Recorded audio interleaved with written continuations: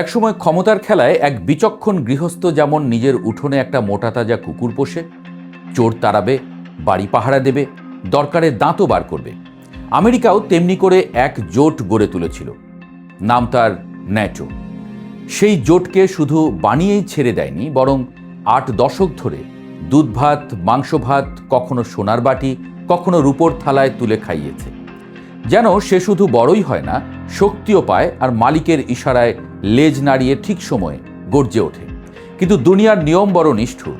যে কুকুর একদিন দরজায় দাঁড়িয়ে রাত জেগে পাহারা দিত, ভোর হলে মালিকের পায়ের কাছে বসে থাকত, সেই কুকুর যদি হঠাৎ কোনো রাতে ঘুমিয়ে পড়ে, চোর এলে ডাকে না, বিপদে দাঁত দেখায় না, তখন গৃহস্থের মনেও সন্দেহ জাগে।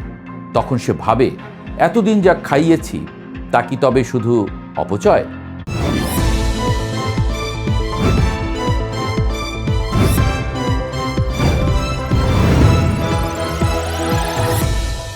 আজকের আমেরিকা যেন সেই গৃহস্থ যার চোখে এখন তারই লালন পালন করা জোটটাকে আর তেমন কাজে লাগছে না। প্রয়োজন ফুরলে মানুষ যেমন পুরনো আসবাবপত্র উঠোনে ফেলে দেয়, তেমনি করে সে এখন হিসাব করছে এই দীর্ঘদিনের সঙ্গীকে আর কতদিন টেনে নেওয়া যায়। কারণ ক্ষমতার দুনিয়ায় বন্ধুত্বের দাম থাকে, কিন্তু প্রয়োজনের দামটা সবসময় একটু বেশি। ভাবুন তো, প্রায় 8 দশক ধরে একটি জোট তৈরি হলো এই বিশ্বাসে যে তোমার উপর আঘাত মানে আমার উপর আঘাত। সেই জোটের নাম ন্যাটো। দ্বিতীয় বিশ্বযুদ্ধের ধ্বংসস্তূপের উপর দাঁড়িয়ে 1949 সালের 4 এপ্রিল ওয়াশিংটনে যখন চুক্তি সই হয়, তখন ইউরোপ ছিল ক্লান্ত, বিধ্বস্ত, মানসিকভাবে ভেঙে পড়া এক মহাদেশ। সোভিয়েত ইউনিয়নের লাল ছায়া তখন পশ্চিম ইউরোপের উপর ধীরে ধীরে নেমে আসছে।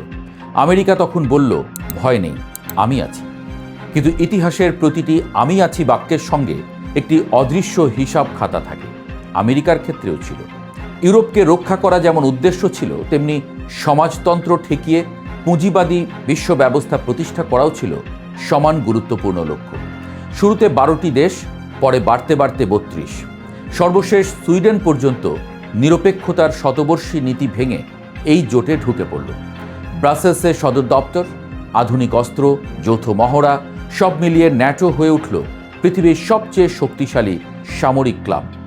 কিন্তু ক্লাবের সবচেয়ে বড় সদস্য যদি বিল দেয় আর অন্যরা শুধু চা খায়, তাহলে একদিন না একদিন ঝগড়া হবেই। সেই জায়গাতেই হাজির হন ডোনাল্ড ট্রাম্প। 2017 সালে ক্ষমতায় আসার আগেই তিনি ঘোষণা করেছিলেন ন্যাটো সেকেলে। তার অভিযোগ ছিল ইউরোপ নিরাপত্তা কিনছে আমেরিকার টাকায়। ন্যাটোর মোট ব্যয়ের প্রায় 60 থেকে 62% দেয় যুক্তরাষ্ট্র একাই। অন্যেরা প্রতিশ্রুতি দেয় কিন্তু পকেট খুলতে চায় না। ট্রাম্পের ভাষায় ন্যাটো হয়ে গেছে কাগুজে বাঘ। তারপর সময় গড়ালো, ইউরোপীয় দেশগুলো প্রতিরক্ষা ব্যয় বাড়ালেও ট্রাম্পের সন্দেহ কমেনি। তিনি বারবার বললেন, আমেরিকা যদি টাকা দেয় তাহলে আমেরিকার স্বার্থ আগে দেখতে হবে। এখানে ইতিহাস নাটকীয় মোড় নেয়। ইরান যুদ্ধ 2026 সালের 28 ফেব্রুয়ারি যুক্তরাষ্ট্র ও ইসরায়েলের যৌথ হামলার মাধ্যমে মধ্যপ্রাচ্যে নতুন সংঘাত শুরু হলো। যুদ্ধের প্রতিক্রিয়ায় ইরান হরমুজ প্রণালী প্রায় বন্ধ করে দেয়, যে পথ দিয়ে বিশ্বের বিশাল অংশের তেল পরিবহন হয়। বিশ্ব অর্থনীতি কেঁপে উঠল। এই মুহূর্তে ট্রাম্প যা করলেন সেটাই ন্যাটোর জন্য পরীক্ষার মুহূর্ত হয়ে দাঁড়ায়। তিনি মিত্রদের বললেন, যুদ্ধজাহাজ পাঠাও, পাশে দাঁড়াও, জ্বালানি পথ খুলতে সাহায্য করো। কিন্তু ইউরোপ নীরব। স্পেন, ইতালি, ফ্রান্স সরাসরি জানিয়ে দিল তাদের ঘাঁটি ব্যবহার করা যাবে না।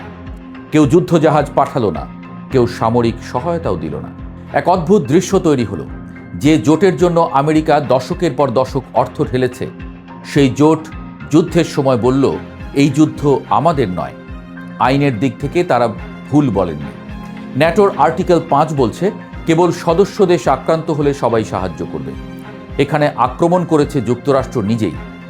কিন্তু রাজনীতি কখনো কেবল আইনের বই পড়ে চলে না। রাজনীতি চলে অনুভূতি, বিশ্বাস আর ক্ষমতার ভারসাম্যে। ট্রাম্পের কাছে এটি ছিল বিশ্বাসঘাতকতা। তিনি প্রকাশ্যে আক্ষেপ করলেন, ইউক্রেন যুদ্ধে আমেরিকা ইউরোপের পাশে দাঁড়িয়েছে, অথচ আমেরিকার ডাকে কেউ সাড়া দিল না। তার পররাষ্ট্রমন্ত্রী পর্যন্ত বললেন, ন্যাটো সদস্যপদ পুনর্বিবেচনা করা হতে পারে। এই কথাটাই ন্যাটোর অস্তিত্ব সংকটের মূল। কারণ ন্যাটো আসলে সামরিক জোট যতটা, তার চেয়ে বেশি মনস্তাত্ত্বিক জোট। সবাই বিশ্বাস করে আমেরিকা থাকবে, তাই জোট শক্তিশালী। কিন্তু যদি আমেরিকাই সন্দেহ করতে শুরু করে তখন পুরো কাঠামো কেঁপে ওঠে। এর আগেও সংকট এসেছিল। গ্রিনল্যান্ড নিয়ে ট্রাম্প যখন ডেনমার্ককে চাপ দিলেন তখন প্রথমবার ন্যাটোর সদস্যরাই নিজেদের বিরুদ্ধে অবস্থান নেয়। ডেনমার্ক সেনা বাড়ায়, ইউরোপের 6 দেশ সেখানে সৈন্য পাঠায়, অর্থাৎ ন্যাটো ভেতর থেকেই বিভক্ত হয়ে পড়ে। ইরান যুদ্ধ সেই বিভক্তিকে প্রকাশ্যে এনে দিল। আজ প্রশ্ন উঠেছে, ন্যাটো কি এখনও ঠান্ডা যুদ্ধের যুগে আটকে আছে? সোভিয়েত ইউনিয়ন নেই, ওয়ার্স জোট নেই, তাহলে এই জোটের উদ্দেশ্য কি? রাশিয়া ইউক্রেন যুদ্ধ সাময়িকভাবে ন্যাটোকে ঐক্যবদ্ধ করেছিল। সদস্যরা জিডিপির 2% থেকে ব্যয় বাড়িয়ে 5% পর্যন্ত নেওয়ার প্রতিশ্রুতি দিল। কিন্তু অর্থ বাড়ালেই কি বিশ্বাস বাড়ে? ট্রাম্পের চোখে উত্তর না, কারণ তার দৃষ্টিতে ন্যাটো এখন এমন এক বীমা কোম্পানি যেখানে প্রিমিয়াম দেয় আমেরিকা আর সুবিধা নেয় ইউরোপ। ইরান যুদ্ধ সেই ধারণাকে বাস্তব অভিজ্ঞতায় পরিণত করেছে। এখন যদি যুক্তরাষ্ট্র সত্যিই ন্যাটো থেকে বেরিয়ে যায়, আইনগতভাবে সহজ নয়, কংগ্রেসের অনুমোদন লাগবে, কিন্তু আন্তর্জাতিক রাজনীতিতে বাস্তবতা আইনের চেয়ে শক্তিশালী। আমেরিকা যদি সামরিক অঙ্গীকার কমিয়ে দেয়, অর্থায়ন কমায়, নেতৃত্ব সরিয়ে নেয়, ন্যাটো কাগজে কলমেও বাস্তবে অস্তিত্ব হারাবে। কারণ ন্যাটো মানেই আমেরিকার সামরিক ছাতা। ছাতা সরালে বৃষ্টির মধ্যে ইউরোপ একা দাঁড়াবে। এখানেই সবচেয়ে বড় ভয়।